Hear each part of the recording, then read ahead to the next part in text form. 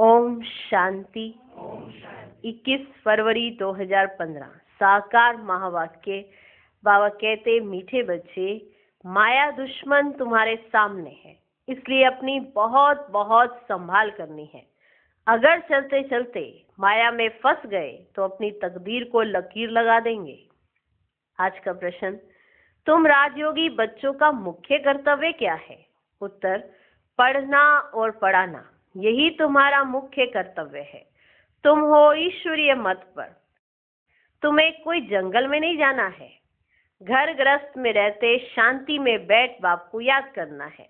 अलफ और बे, इन्हीं दो शब्दों में तुम्हारी सारी पढ़ाई आ जाती है। ओम शांति। बाप भी ब्रह्मा द्वारा कह सकते हैं कि बच्चों गुड मॉर्निंग, परंतु फिर बच्चों को भी रिस्पॉन्ड देना पड़े। यहाँ है ही बाप और बच्चों का कनेक्शन। नए जो है जब तक पक्के हो जाएं, कुछ ना कुछ पूछते रहेंगे। ये तो पढ़ाई है। भगवानुवाच भी लिखा है, भगवान है निराकार।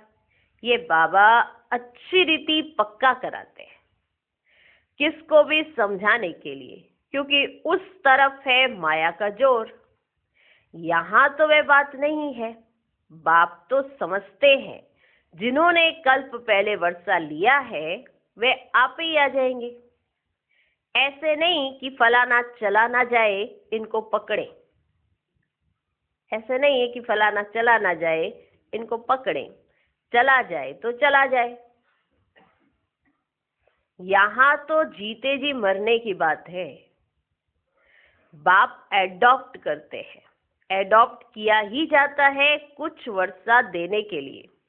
बच्चे माँ बाप के पास आते ही हैं वर्षे की लालच पर।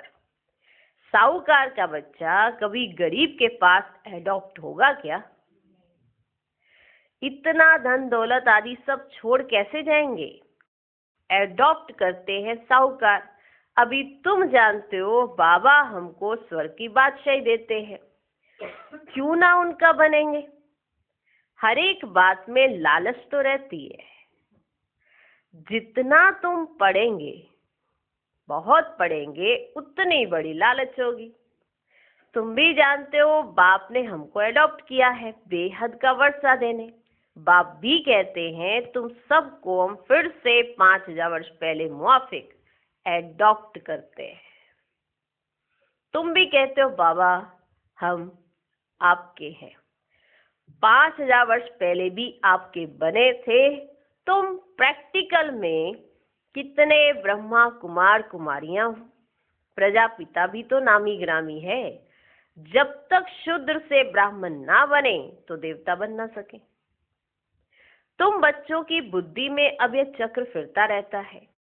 हम शूद्र थे, अभी ब्राह्मण बने हैं, फिर देवता बनना है। सतयुग में हम राज्य करेंगे तो इस पुरानी दुनिया का विनाश जरूर होना है।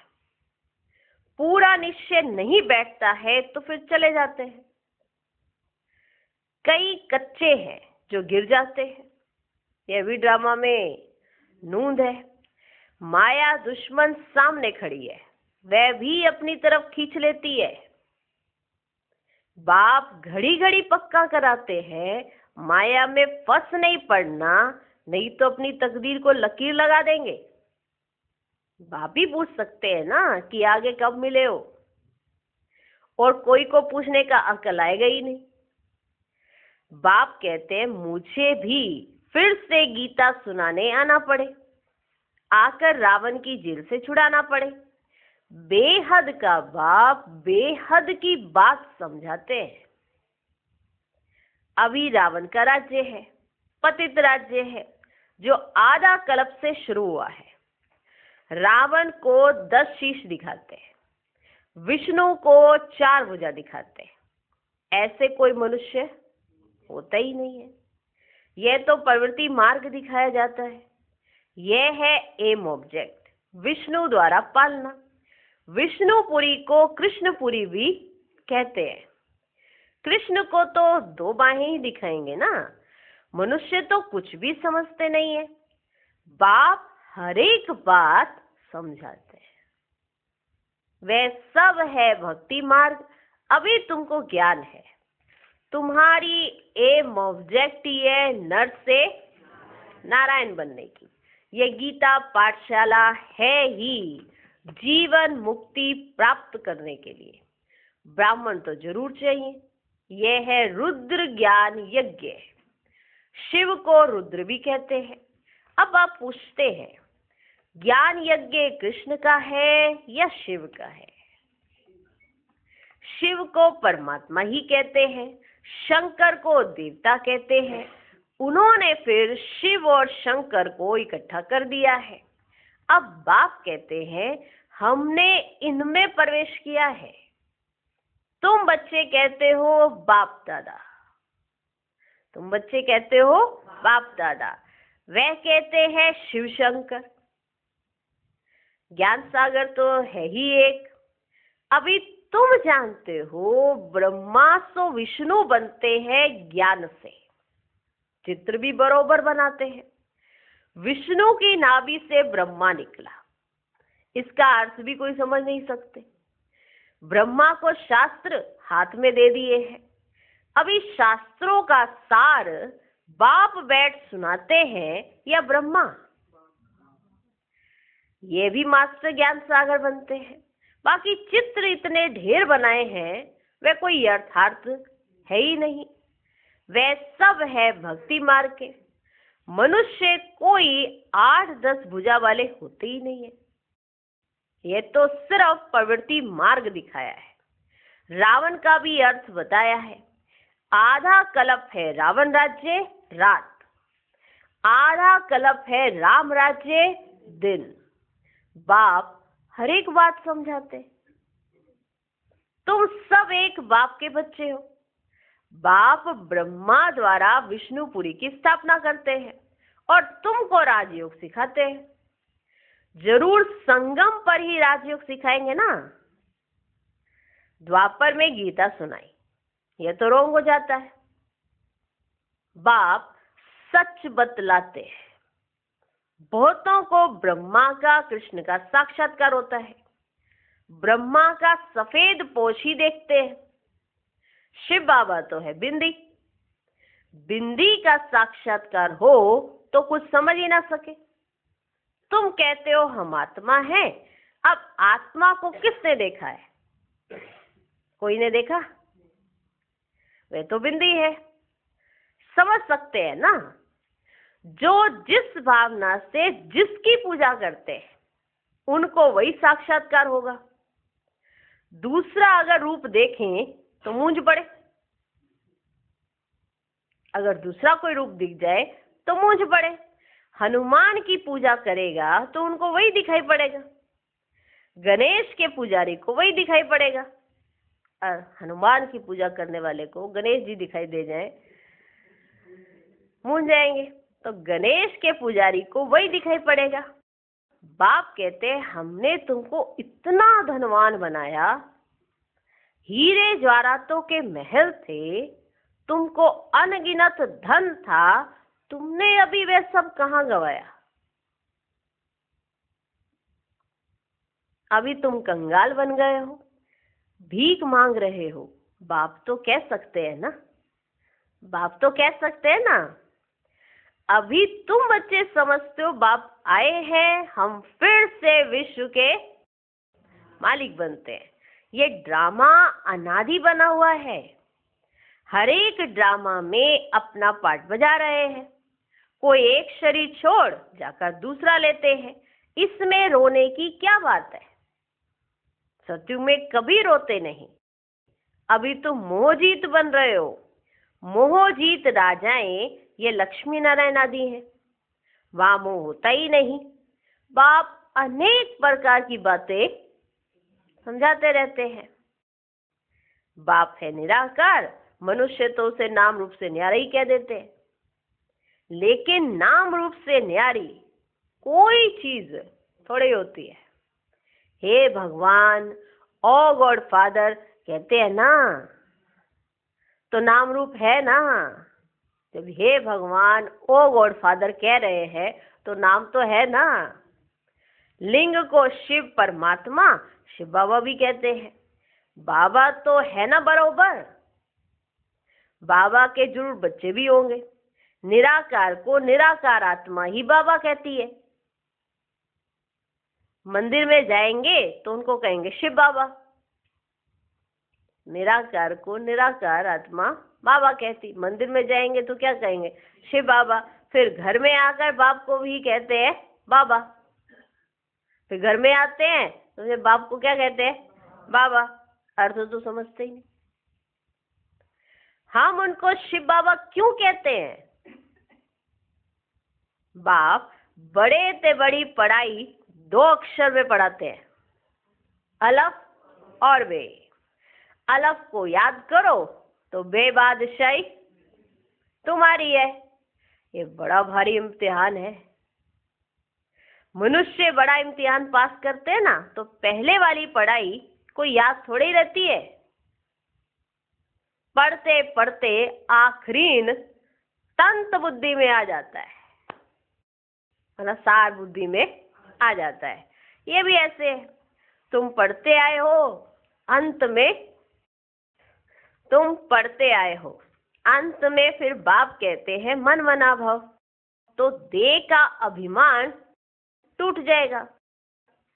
ये मन मना भव की आदत पड़ी होगी तो पिछाड़ी में भी बाप और वर्षा याद रहेगा। मुख्य है ही ये। कितना सहज है, क्या सहज है। बाप और वर्षा, अलफ और वे। उस पढ़ाई में भी अभी तो पता नहीं क्या क्या पढ़ते हैं। जैसे राजा वैसा वे अपनी रस्म चलाते। आगे मन शेर पाओ का हिसाब चलता था, अभी तो किलो आदि क्या क्या निकल पड़ा है। कितने अलग अलग प्रांत हो गए।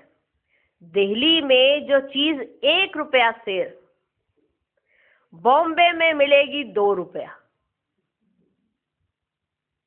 क्योंकि प्रांत अलग अलग है। हर एक समझते हम अपने प्रांत को भूखो थोड़े ही मारेंगे। कितने झगड़े आदि होते, कितना रोला है। भारत कितना सॉल्वेंट था, फिर 84 का चक्कर लगाते इनसॉल्वेंट बन पड़े। कहा जाता है हीरे जैसा जन्म अमोलक कोड़ी बदले खोया रहे। बाप कहते तुम कोड़ियों के पिछाड़ी क्यों मरते हो? अब तो बाप से वर्षा लो, पावन बनो। बुलाते भी हो हे पतित पावन आओ, पावन बनाओ। तो इससे सिद्ध है पावन थे, अब नहीं है, अभी है ही कलयुग। बाप कहते वे पावन दुनिया बनाऊंगा तो पतित दुनिया का जरूर विनाश होगा। इसलिए ही ये महाभारत लड़ाई है जो इस रुद्र ज्ञान यज्ञ से प्रज्वलित हुई है। ड्रामा में तो ये विनाश होने की भी नूंद है। पहले पहले तो बाबा को साक्षात्कार हुआ, देखा इतनी बड़ी राजाई मिलती है तो बहुत खुशी होने लगी। फिर विनाश का साक्षात्कार भी कराया। मन मना भव, मध्याजी भव, ये गीता के अक्षर है। कोई कोई अक्षर गीता के ठीक है। बाप भी कहते हैं तुमको ये ज्ञान सुनाता हूं, ये फिर प्राय लोप हो जाता है। जो आज आप सुन रहे हो ये फिर प्राय लोप हो जाएगा। कोई को भी पता नहीं है कि लक्ष्मी नारायण का राज्य था तो और कोई धर्म ही नहीं था। उस समय जनसंख्या कितनी थोड़ी होगी, अब कितनी है? तो ये चेंज होनी चाहिए ना, होगी कि नहीं होगी? इतनी जनसंख्या है, फिर वहां थोड़ी होगी, और आने वाला समय सतयुग ही है, तो ये कैसे होगा? चेंज तो होनी चाहिए, जरूर विनाश भी चाहिए। महाभारत लड़ाई भी है, जरूर भगवान भी होगा। सब कुछ है तो फिर वो भी हो गए ना, तो जरूर भगवान भी होगा। शिव जयंती मनाते हैं तो शिव बाबा ने क्या आकर किया वे भी नहीं जानते। अब बाप समझाते हैं गीता से कृष्ण की आत्मा को राजाई मिली। माता पिता कहेंगे गीता को, जिससे तुम फिर देवता बनते हो, इसलिए चित्र में ही दिखाया है। कृष्ण ने गीता नहीं सुनाई। कृष्ण गीता के ज्ञान से राजयोग सीख यह बना, कल फिर कृष्ण होगा। कौन होगा? उन्होंने फिर शिव बाबा के बदले कृष्ण का नाम डाल दिया है। तो बाप समझाते हैं, ये तो अपने अंदर पक्का ये तो अपने अंदर पक्का निश्चय कर लो, कोई उल्टी सुल्टी बात सुनाकर तुम्हें गिरा ना दे। पक्का निश्चय कर लो अपने अंदर, कोई उल्टी सुल्टी बात सुनाकर तुम्हें गिरा ना दे। बहुत बातें पूछते हैं, विकार बिगड़ सृष्टि कैसे चलेगी, ये कैसे होगा? अरे तुम खुद कहते हो वह वाइसलेस दुनिया थी, संपूर्ण निर्विकारी कहते हो ना, फिर विकार की बात कैसे हो सकती है? अब तुम जानते हो बेहद के बाप से बेहद की बादशाही मिलती है, तो ऐसे बाप को क्यों नहीं याद करेंगे? ये है ही पतित दुनिया। कुंभ के मेले पर कितने लाख हो जाते हैं, अब कहते वहां एक नदी गुप्त है। कुंभ के मेले में लाख हो जाते हैं, अब कहते हैं कि वहां पर एक नदी जो है गुप्त है। अब नदी गुप्त हो सकती है क्या? सोचने वाली बात है। नदी भी है और गुप्त भी है। नदी दिख रही है ना, आ रही है। अब इसमें गुप्त क्या है? क्या उसको कोई नाम नहीं दिया गया इसलिए गुप्त है? आखिर बात क्या है? अब नदी गुप्त हो सकती है क्या? हो सकती है। यहां भी गौमुख बनाया है, कहते हैं गंगा यहां आती है। अरे गंगा अपना रास्ता लेकर समुद्र में जाएगी कि यहां तुम्हारे पास पहाड़ पर आएगी? गंगा अपना रास्ता लेगी, समुद्र में जाएगी या तुम्हारे पास पहाड़ पर आएगी? भक्ति मार्ग में कितने धक्के, ज्ञान भक्ति फिर है वैराग्य। एक है हद का वैराग्य, दूसरा है बेहद का। सन्यासी घर बार छोड़ जंगल में जाते, यहाँ तो वे बात ही नहीं है। तुम बुद्धि से सारी दुनिया का क्या करते हो? सन्यास करते हो, और सारी पुरानी दुनिया का विनाश हो जाता है और नई दुनिया की स्थापना हो जाती है। तो तुम बुद्धि से सारी पुरानी दुनिया का सन्यास करते हो। तुम राजयोगी बच्चों का मुख्य कर्तव्य है पढ़ना और पढ़ाना। अब राजयोग कोई जंगल में थोड़ी सिखाया जाता है, यह स्कूल है, ब्रांचेस निकलती जाती है। तुम बच्चे राजयोग सीख रहे हो। शिव बाबा से पढ़े हुए ब्राह्मण ब्राह्मणियां सीखते हैं, सिखाते हैं ना, सीखते भी है और सिखाते हैं। एक शिव बाबा थोड़ी सबको बैठ सिखाएगा। तो यह हुई पांडव गवर्नमेंट। तुम हो ईश्वरीय मत पर। यहाँ तुम कितना शांति में बैठे हो, कितना शांति में बैठे हो। बाहर तो अनेक हंगामे हैं, यहाँ कितना शांति में बैठे। बाहर कितने हंगामे हैं। बाप कहते 5 विकारों का दान दो तो ग्रहण छूट जाएगा। मेरे बनो तो मैं तुम्हारी सब कामनाएं पूरी कर दूंगा। मेरे बनो तो मैं तुम्हारी सब कामनाएं पूरी कर दूंगा। तुम बच्चे जानते हो, अभी हम सुखधाम में जाते हैं, दुखधाम को आग लगनी है। बच्चों ने विनाश का साक्षात्कार भी किया है। अब टाइम बहुत थोड़ा है, इसलिए याद की यात्रा में लग जाएंगे तो विक्रम विनाश होंगे और उच्च पद पाएंगे। अच्छा, मीठे मीठे सिकिलधे बच्चों प्रति माता पिता बाप दादा का याद प्यार और गुड मॉर्निंग। रूहानी बाप की रूहानी बच्चों को नमस्ते। हम रूहानी बच्चों की भी रूहानी बाप को नमस्ते नमस्ते नमस्ते। Good morning good morning good morning. धारणा के लिए मुख्य सार। पहला पॉइंट, बाप के वर्षे का पूरा अधिकार लेने के लिए जीते जी मरना है, एडॉप्ट हो जाना है, कभी भी अपनी ऊंची तकदीर को लकीर नहीं लगानी। दूसरा पॉइंट, कोई भी उल्टी सुल्टी बातें सुनकर संशय में नहीं आना है, जरा भी निश्चय ना हिले। इस दुखधाम को आग लगने वाली है, इसलिए इससे अपना बुद्धि योग निकाल लेना है।